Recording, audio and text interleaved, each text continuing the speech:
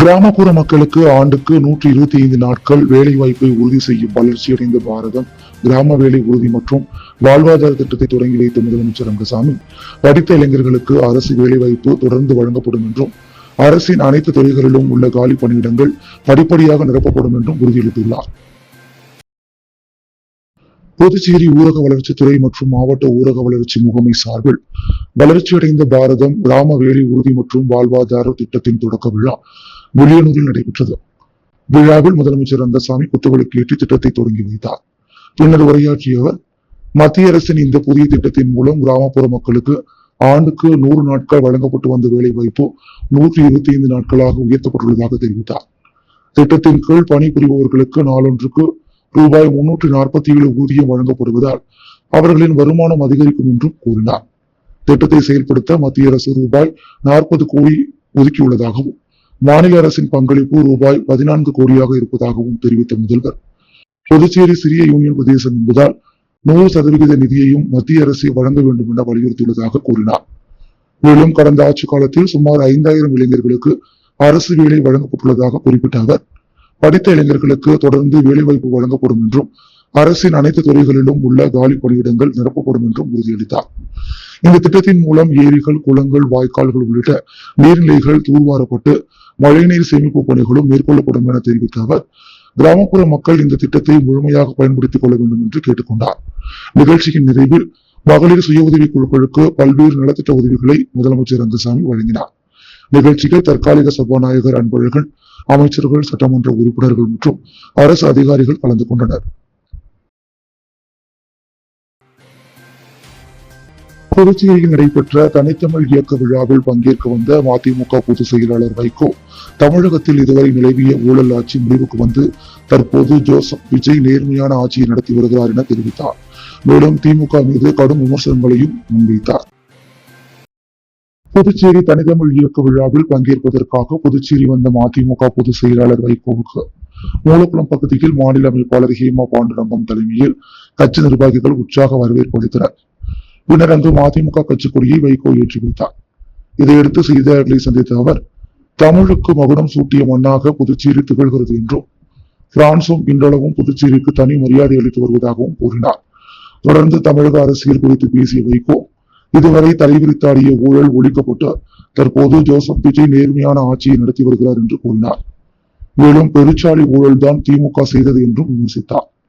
கட்சிகளை விமர்சிப்பது தொடர்பான கேள்விக்கு பதிலளித்த அவர், இந்திய அரசியலில் பல்வேறு கட்சிகளிலும் இது போன்ற கருத்து வேறுபாடுகள் நிகழ்ந்துள்ளன என்றும், வரலாற்று தலைவர்களின் உதாரணங்களையும் சுட்டிக்காட்டினார். கரூர் விவகாரம் தொடர்பாக விஜய் குறித்து முன்பு தெரிவித்த கருத்து குறித்து கேட்டபோது, அப்போது போகவில்லை என்று கூறினேன், இன்று போகிறார், அதனால் மனசாட்சி இருக்கிறது என்று சொல்கின்றேன் என பதிலளித்தார்.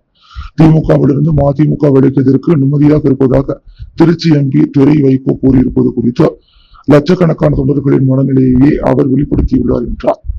முதல்வர் ஸ்டாலின் குறித்து எழுப்பப்பட்ட கேள்விக்கு, கூட்டணியில் இருந்த போது நல்ல செயல்களை பாராட்டியதாகவும், கூட்டணி தர்மம் காரணமாக பல அவமானங்களையும் அமைதியாக சகித்துக் கொண்டதாகவும் வைகோ தெரிவித்தார். அதிக முறை திமுக தன்னை நாடாளுமன்ற உறுப்பினராக ஆக்கியது குறித்து கேட்டபோது, அண்ணாவையும் இயக்கத்தையும் நாடாளுமன்றத்தில் உயர்த்தி பேசியது தான் என்று கூறினார். முன்னாள் அமைச்சர் அனிதா ராதாகிருஷ்ணன் கைது தொடர்பான கேள்விக்கு, வினை விதைத்தவன் வினை அறுப்பான் என்று சுருக்கமாக பதிலளித்தார்.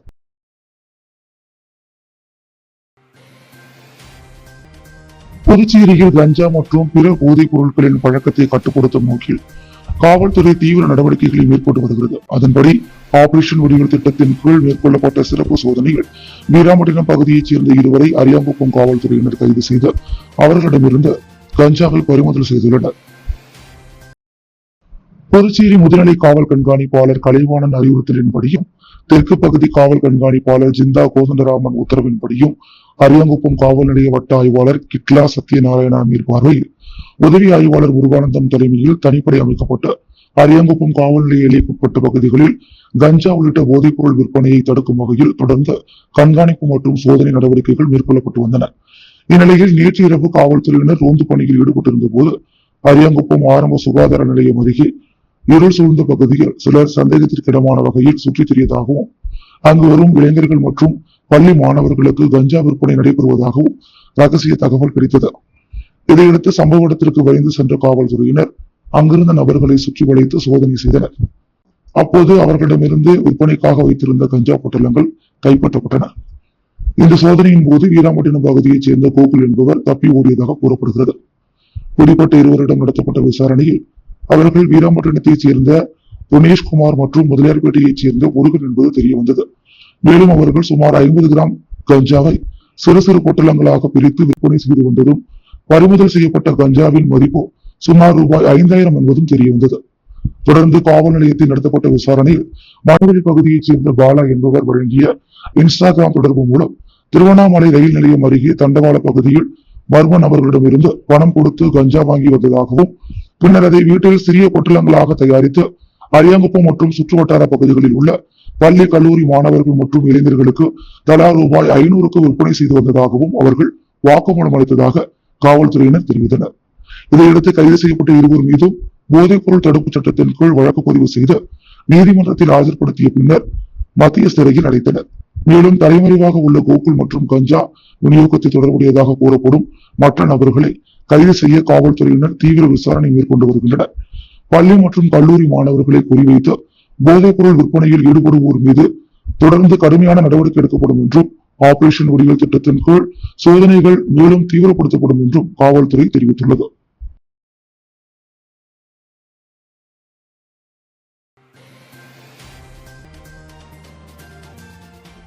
புதுச்சேரி ஒருங்கிணைந்த நீதிமன்றம் அருகே மேம்பால பணிகளால் பல மாதங்களாக நீடித்த போக்குவரத்து நெரிசலுக்கு தற்காலிக தீர்வு கிடைத்துள்ளது. வழக்கறிஞர்களின் கோரிக்கையை தொடர்ந்து சட்டமன்ற உறுப்பினர் நேரு என்கிற குப்புசாமி நேரில் தலையிட்டு இருசக்கர வாகனங்கள் செல்ல தனி வழி ஏற்பாடு செய்யப்பட்டதை அடுத்து வழக்கறிஞர்கள் அவருக்கு பொன்னாடை அணிவித்து நன்றி தெரிவித்தனர்.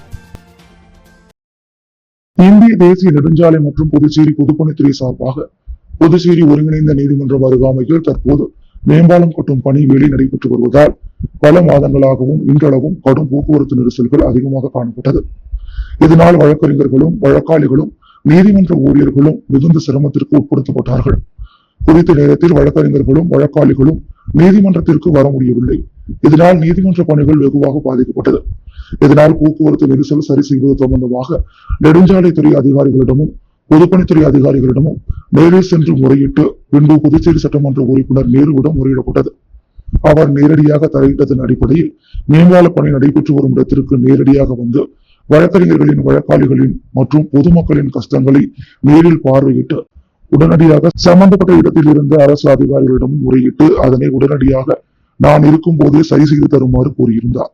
அதனை ஏற்றுக்கொண்ட அதிகாரிகள் உடனடியாக வழக்கறிஞர்கள் வழக்காளிகள் பொதுமக்கள் செல்வதற்கு ஏதுவாக இரு சக்கரங்கள் மட்டும் செல்வதற்கு ஏற்றவாறு இடம் ஒதுக்கி கஷ்டத்தை போக்கி வழக்கறிஞர்களின் கஷ்டத்திற்கு மதிப்பளித்த சட்டமன்ற உறுப்பினர் நேருவிற்கு வழக்கறிஞர் விஜயராஜ் குமார் தலைமையில் முன்னாடி போற்றி நன்றி தெரிவிக்கப்பட்டது. நெல்லித்தோப்பு தொகுதி திமுக சட்டமன்ற உறுப்பினர் கார்த்திகேயன் பிறந்தநாளையொட்டி பல்வேறு நலத்திட்ட உதவிகள் வழங்கப்பட்டது. புதுச்சேரி நெல்லித்தோப்பு தொகுதி திமுக சட்டமன்ற உறுப்பினர் கார்த்திகேயனின் பிறந்தநாள் விழா ஒவ்வொரு ஆண்டும் பல்வேறு நலத்திட்ட உதவிகள் வழங்கி கொண்டாடப்படுவது வழக்கம். அந்த வகையில் இந்த ஆண்டு அவர் பிறந்தநாளை முன்னிட்டு அண்ணா நகரில் உள்ள அவரது இல்லத்தில் ஏழை எளிய மக்களுக்கு பல்வேறு நலத்திட்ட உதவிகள் வழங்கப்பட்டது. தொடர்ந்து திமுக அமைப்பாளர் சிவா தலைமையில் நிர்வாகிகள் கார்த்திகேயனுக்கு வாழ்த்துக்களை தெரிவித்தனர்.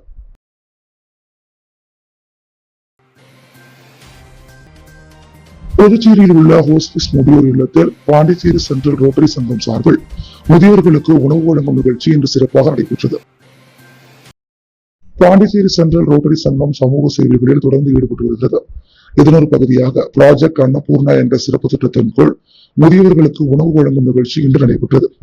இந்நிகழ்ச்சியில் ரொட்டேரியன் அனிபால் நேரு அனிபால் லத்தீசியா சாண்ட்ரா அவர்களின் திருமண நாளை முன்னிட்டு திட்டமானது அனிபால் நேரு அனிபால் லத்தீசியா சாண்ட்ரா ஆகியோர் இந்த அன்னதான திட்டத்தை தொடங்கி வைத்தனர்.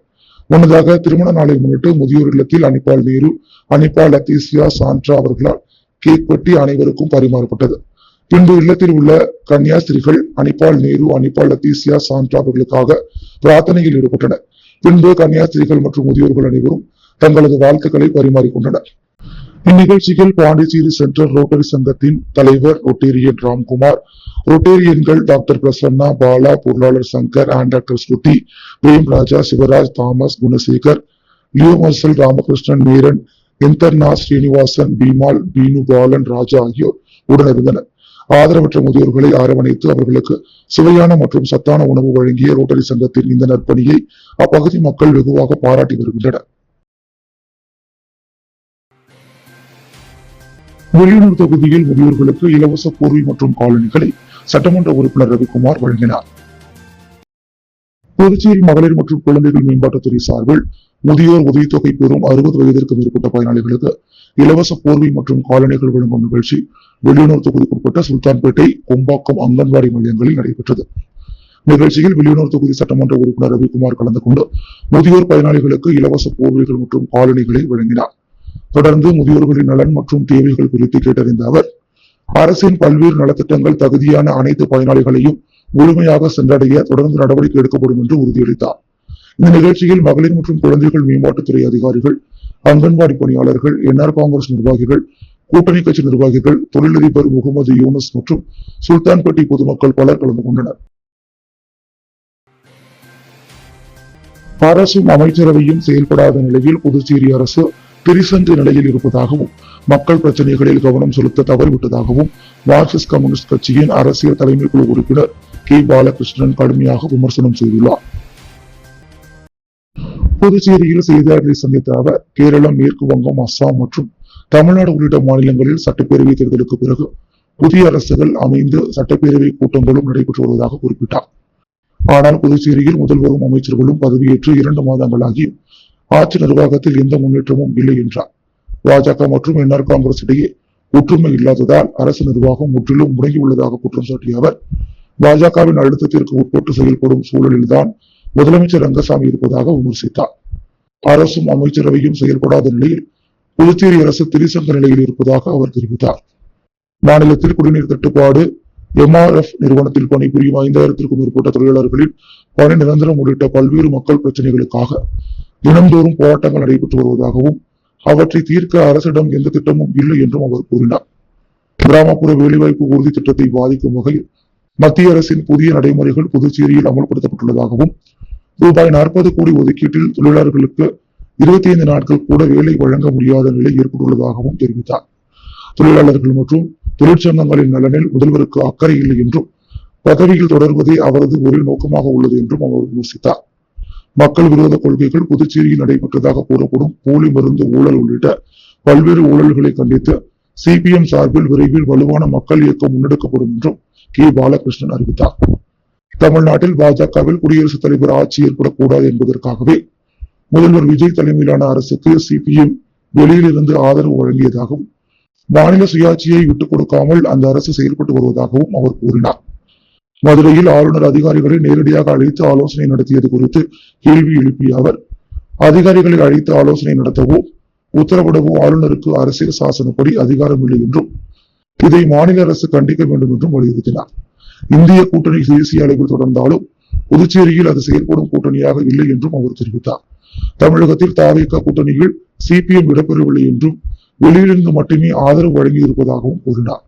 மக்களுக்கு அளித்த தேர்தல் வாக்குறுதிகளின் அடிப்படையில் தமிழக அரசு செயல்பட்டு வருவதாகவும் தமிழகத்தில் ஆழமாக வேரூன்றியுள்ள ஊழலை ஒரே நாளில் ஒழிக்க முடியாது என்றும் அவர் குறிப்பிட்டார்.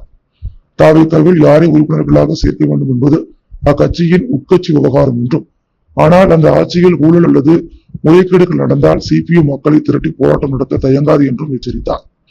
மேலும் சட்டமன்ற உறுப்பினர்கள் மற்றும் MPக்களை ராஜினாமா செய்ய வைத்து வேறு கட்சிகளில் இணைப்பது ஜனநாயக நாகரிகத்திற்கு எதிரான செயல் என்றும் அது கண்டிக்கத்தக்கது என்றும் அவர் தெரிவித்தார்.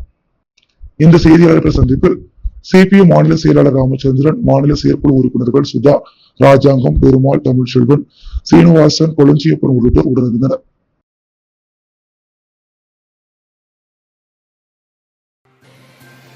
அக்னி நட்சத்திரம் முடிந்தும் புதுச்சேரியில் வெயிலின் தாக்கம் குறையவில்லை. இந்த ஆண்டில் 26வது முறையாக வெப்பநிலை 100 டிகிரி ஃபாரன்ஹீட்டை தாண்டி பதிவானதால் கடும் வெப்பத்தால் பொதுமக்கள் கடும் அவதியடைந்து வெயில் எப்போது குறையும் என்ற கவலையை வெளிப்படுத்தி வருகின்றனர். புதுச்சேரியில் அக்னி நட்சத்திரம் முடிவடைந்த பிறகும் வெயிலின் தாக்கம் தொடர்ந்து அதிகரித்து வருகிறது. கடந்த ஜூன் 5ஆம் தேதி இந்த ஆண்டின் அதிகபட்சமாக 104 டிகிரி ஃபாரன்ஹீட் வெப்பநிலை பதிவானது. அதன் பிறகும் பல நாட்களாக 100 டிகிரிக்கு மேல் வெப்பநிலை நீடித்து வருகிறது. ஜூன் 23, 25, 27 மற்றும் 29ஆம் தேதிகளில் 100 டிகிரிக்கு மேல் வெப்பநிலை பதிவான நிலையில் ஜூலை 1ஆம் தேதி 100 டிகிரியும், ஜூலை 2ஆம் தேதி 101.5 டிகிரி ஃபாரன்ஹீட்டும் பதிவாகியுள்ளது. இதன் மூலம் இந்த ஆண்டில் 26வது முறையாக 100 டிகிரியை தாண்டி வெப்பநிலை பதிவாகியுள்ளது.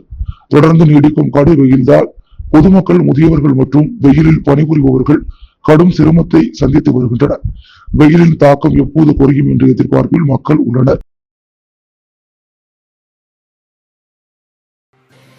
புதுச்சேரி மாநில பழங்குடி மக்கள் கூட்டமைப்பின் சார்பாக மாநில செயற்குழு கூட்டம் நடைபெற்றது. புதுச்சேரி மாநில பழங்குடி மக்கள் கூட்டமைப்பின் சார்பாக மாநில செயற்குழு கூட்டம் இன்று வெங்கடா நகர் பகுதியில் உள்ள தமிழ் சங்கத்தில் நடைபெற்றது. மாநில தலைவர் ரவிக்குமார் தலைமையில் நடைபெற்ற இந்த கூட்டத்தில் காட்டுநாயக்கன், மலக்குறைவன் இனங்களை மத்திய அரசு மிக விரைவாக அட்டவணை பழங்குடி பட்டியலில் சேர்க்க வேண்டும், இலவச மனைப்பட்டா வழங்க அரசு நடவடிக்கை எடுக்க வேண்டும் போன்ற தீர்மானங்கள் நிறைவேற்றப்பட்டது. கூட்டத்தில் நிர்வாகிகள் பலர் கலந்து கொண்டனர். வெளியனூரில் ஸ்ரீ அம்பிகை முழு சைவ உணவகம் மற்றும் கஃபே கடை திறப்பு விழாவில் கலந்து கொண்ட சட்டமன்ற உறுப்பினர் ரவிக்குமார் கஃபேவை திறந்து வைத்தார். வெளியனூரில் ராமபரதேசி ஜீவ சமாதி அருகே புதிதாக தொடங்கப்பட்டுள்ள ஸ்ரீ அம்பிகை முழு சைவ உணவகம் மற்றும் கஃபே கடை திறப்பு விழா வெகு விமர்சையாக நடைபெற்றது. விழாவில் வெளியனூர் தொகுதி சட்டமன்ற உறுப்பினர் ரவிக்குமார் கலந்து கொண்டு ரிப்பன் வெட்டி உணவகத்தை திறந்து வைத்து முதல் விற்பனையை தொடங்கி வைத்தார். இதனைத் தொடர்ந்து உணவக உரிமையாளர்கள் தீபன் மற்றும் சின்னதுரை ஆகியோர் ரவிக்குமாருக்கு பொன்னாடை அணிவித்து மரியாதை செலுத்தினர். நிகழ்ச்சியில் முன்னாள் சேர்மன் பாலமுருகன், நண்பர்கள், உறவினர்கள், பொதுமக்கள் உள்ளிட்ட ஏராளமானோர் கலந்து கொண்டு புதிய உணவகத்திற்கு வாழ்த்து தெரிவித்தனர். இந்த உணவகத்தில் காலை மற்றும் இரவு நேரங்களில் பல்வேறு வகையான டிஃபன் உணவுகளும் மதிய வேளையில் தரமான முழு சைவ உணவுகளும் வழங்கப்படுகின்றன. மேலும் திறப்பு விழாவையொட்டி வரும் ஞாயிற்றுக்கிழமை வரை அனைத்து உணவு வகைகளுக்கும் 20% சிறப்பு தள்ளுபடி வழங்கப்படுவதாக உரிமையாளர்கள் தெரிவித்தனர். அதேபோல் அனைத்து விசேஷ நிகழ்ச்சிகளுக்கும் உணவு தயாரித்து வழங்கும் கேட்டரிங் சேவையையும் மேற்கொள்ளப்படுவதாக அவர்கள் தெரிவித்தனர்.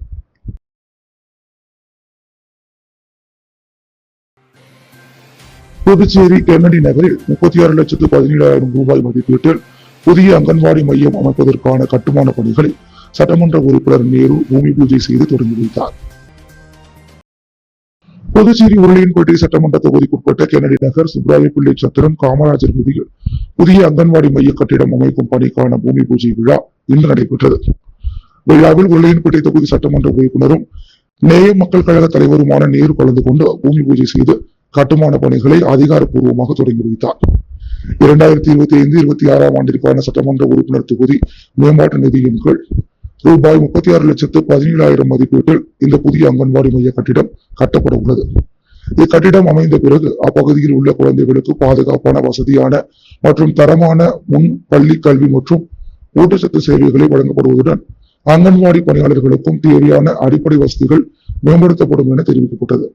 இந்த நிகழ்ச்சியில் புதுச்சேரி நகராட்சி ஆணையர் ஸ்ரீஜித், நகராட்சி செயற் பொறியாளர் சிவபாலன், உதவி பொறியாளர் பழனி ராஜா, இளநிலை பொறியாளர் சாம்பசிவம், நகராட்சி தொகுதி ஆய்வாளர் பரமானந்தம் உள்ளிட்ட நகராட்சி அதிகாரிகள் மற்றும் ஊழியர்கள் கலந்து கொண்டனர்.